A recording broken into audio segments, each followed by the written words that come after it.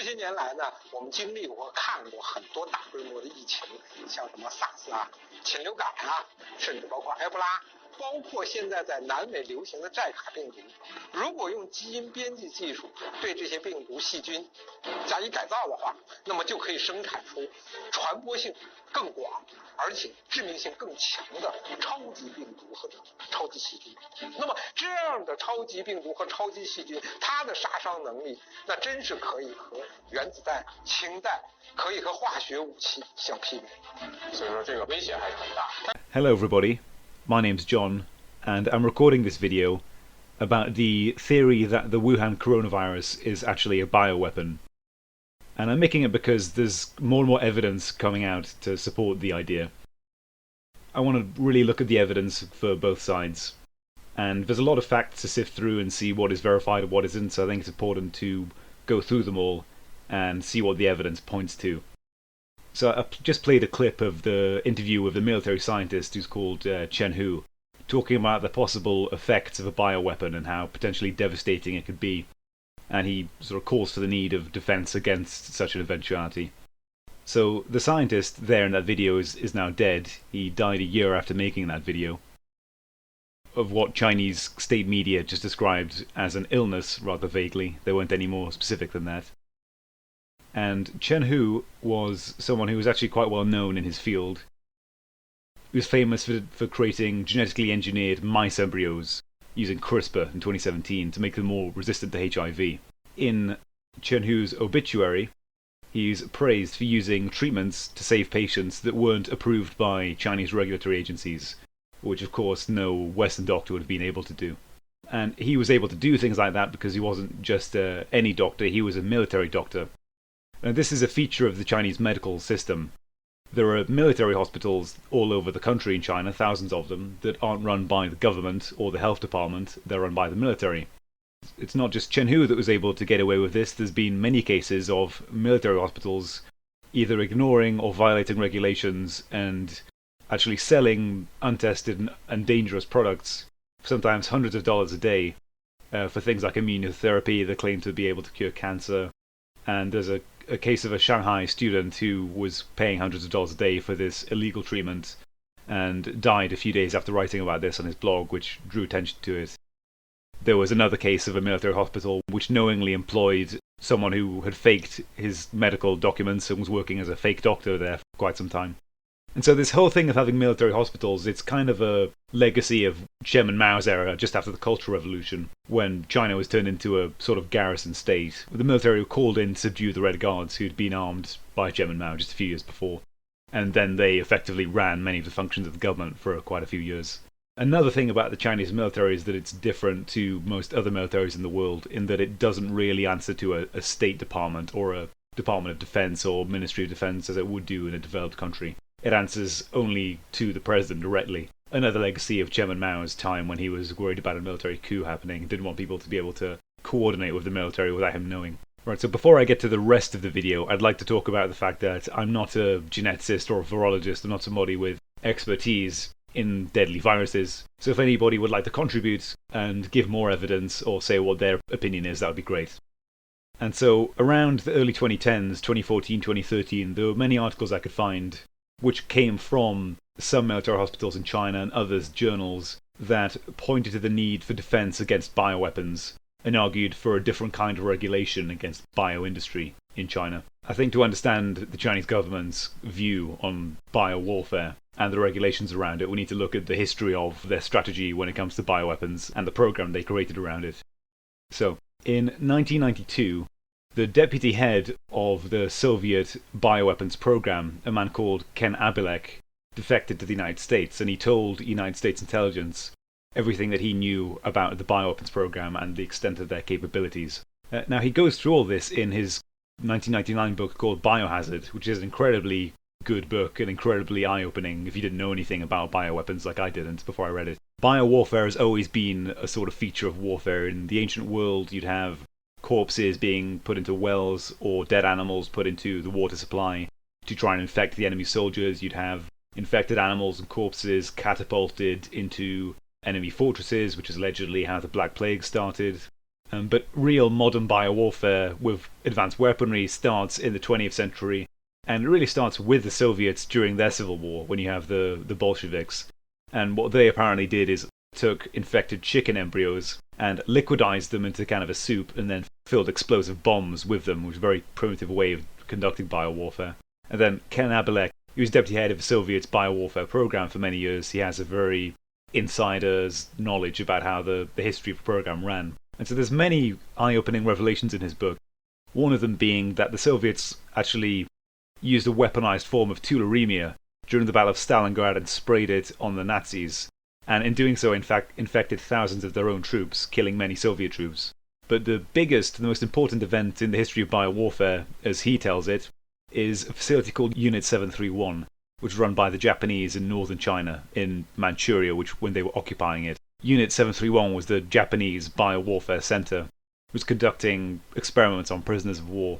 And some of what they did is to fill shells with plague-infected fleas, and then to blow these up around cities in Manchuria. They killed, apparently, hundreds of thousands of Chinese in the process of doing this. And so the discovery of Unit 731 in Harbin, which was being used during the Sino-Japanese War in the 1930s, that prompted both the Soviet Union, the United States, and China all to develop their own serious bioweapons programs that didn't really exist until that point. And so an important part of the book is actually the US did have a bioweapons program, and what that amounted to mainly was focusing on how to destroy the enemy's food supply and chemicals they might use in the military. And so they apparently developed a pathogen in a gas that could kill wheat, which was allegedly used in the Korean War to target the Chinese wheat supply and also in the Soviet Union. And another of these inventions included the infamous Agent Orange, famously used in the Vietnam War to clear foliage. And it was actually because of the use of Agent Orange in Vietnam, there was such a backlash against these kinds of chemicals being used by the military in the United States that the program was pretty much abandoned in 1969 by the Nixon administration. Now, what Abelek says is that even at the height of the US bioweapons program, they never developed an offensive weapon that could not have been cured by vaccinations and treatments that they had on hand, because they were so concerned about the safety of their staff. In contrast to this, the Soviets took the approach that the more dangerous the pathogen, the better. And so they actually hired civilians to go out and purchase every exotic, dangerous disease that they could find in the world and then weaponize them. Alibek himself, he talks about developing a weaponized version of tularemia, which was resistant to vaccines, so they would take vaccinated monkeys, put them on an island off the Aral Sea, and then explode the gas canisters containing the tularemia, and then Soviet scientists in hazmat suits would take notes as they watched them die slow deaths from various diseases. The Soviet bioweapons program was called the Biopreparat, and its main facility was in a part of Siberia called Sverdlovsk. And the Sverdlovsk factory was responsible for manufacturing large amounts of a deadly form of anthrax. Apparently they chose anthrax as the main offensive weapon of the Biopreparat, basically because it's quite hard to detect for most physicians, and you only have a very short time to treat anthrax infections before it becomes quite deadly. And it also has the advantage that it's not infectious like a virus. You have to be directly exposed to it, so you don't have the risk of infecting your own troops, like what happened in Stalingrad. So what happened in Sverdlovsk is that in 1979 there was a night shift, and during the experiments and research manufacturing process taking place inside the sealed glass laboratory, the filter on the ventilation system broke. Apparently not an unusual thing to happen, but the night shift manager forgot to record this in his logbook. And so the next morning the day shift manager came in, used the laboratory, thinking everything was normal, and by the time they discovered something was wrong, many people had been infected by the anthrax across the street in a ceramics factory. And then over the next couple of weeks, the anthrax then went on to kill an estimated 1,000 people. The official story, interestingly, was that the outbreak had come from contaminated meat at a local meat market, which was the official lie that the Soviets put out to the state media. They also lied about the death count for many years, until 8 years later scientists came forward and revealed what had really happened.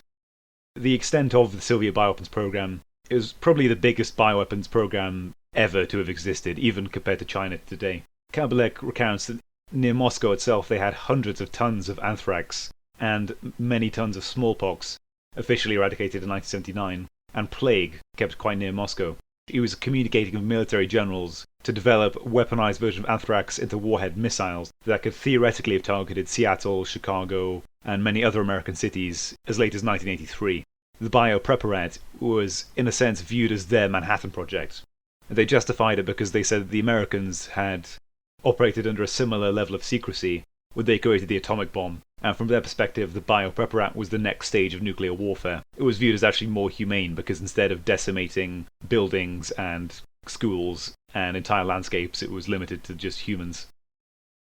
And so, after the fall of the USSR, what happened is that at least a few, we know this from reports in the book, a few members of the biopreparat went to work for China. And actually, even before this, China had developed its own bioweapons program. In 1954, they sent Chinese scientists to Moscow to study in the virology labs to learn what they could from the Soviets.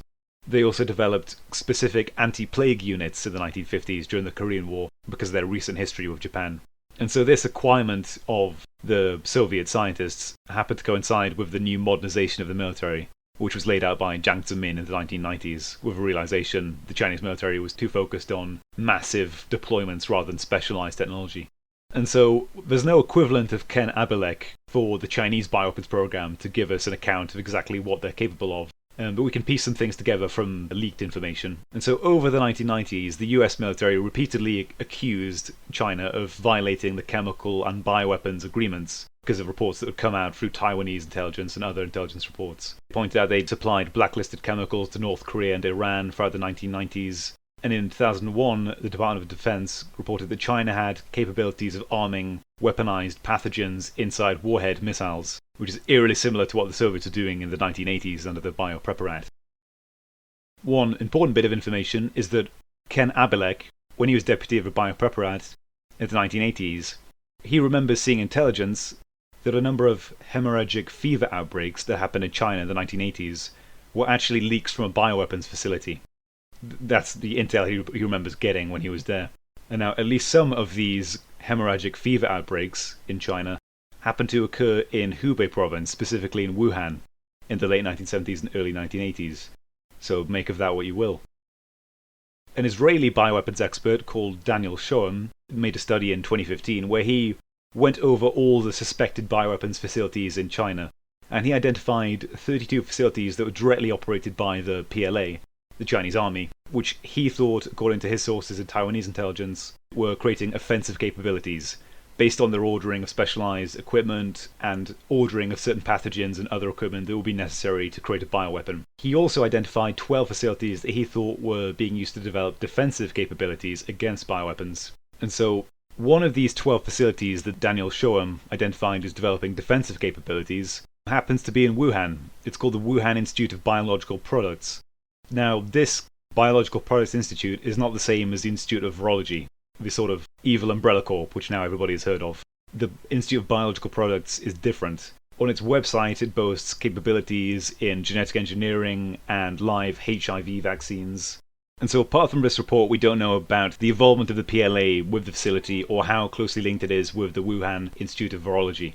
So what we do know is that all of these facilities are coordinated both by the Beijing Genomics Institute, which is now based in Shenzhen, and the military's intelligence unit, which is called the Second Department. For those who don't know, China has two intelligence branches, one that is its sort of civilian intelligence, called the Ministry of State Security, and the military has its own intelligence organization, which is called the Second Department, and that's primarily involved with trying to acquire technology from abroad. So the Institute of Virology, the famous one everyone knows about, was first built in the 1950s, changed its name many times, and after the SARS outbreak in 2003, it was refurbished between 2004 to 2015. It was upgraded to become the one and only level 4, biosafety level 4 laboratory in China, specifically to study very deadly diseases like SARS and Ebola. 武汉有一个世界安全等级最高的实验室 P4 实验室，专门用于研究最危险、最有传染性的病毒，全世界只有美国、法国、德国等少数国家有。2003年 SARS 爆发后，中国开始 P4 实验室建设，花了10多年，到2015年才建成 P4 实验室，保护极其严密。武汉的 P4 实验室专门研究世界上所有烈性病毒，什么 SARS、埃博拉应有尽有，全世界只有美、法、德、日等少数国家才有。武汉 P4 实验室将为中国人筑起一道病毒防护墙，是守护国民的大国重器，为他点赞。The Daniel Schoen report also notes that there's no clear distinction between military and non-military use in these facilities, because even if you have one team that's working on bioweapons somehow, it's then classified as a bioweapons facility. So what may be happening is that these facilities are there for public or civilian research, and the military picks and chooses research that it deems to be interesting or worthwhile. And the Wuhan Institute is involved in genetic engineering, specifically in synthetic virology, which means the artificial creation of viruses. Now, why would somebody want to create a virus artificially? This is interesting. The first artificial virus was created in 2002, which was a strain of polio, and that was supposed to be just proof of concept, to show that it actually could be done. Over the last 2 decades, since then, this kind of research accelerated, and in 2008, several scientists from the State University of New York created a similar SARS-like coronavirus artificially in 2008. And this was the biggest artificially created virus of its time, the biggest known genetic sequence. The reason they did this was to provide an explanation of how SARS could have been transmitted from bats to humans. Apparently you need a middle host, it can't directly come from bats to humans. The Chinese scientists thought it was civet cats, but they didn't know. What this study attempted to do was create similar viruses and to recreate ways that it might infect specific animals. So what they did was modify the virus with a number of spike proteins. Viruses, unlike bacteria, are not living cells, they're just coils of RNA that reproduce themselves, and so they bind host cells using spike protein which penetrates the cell and then binds onto the cell's RNA. So these spikes, they cover the virus molecule.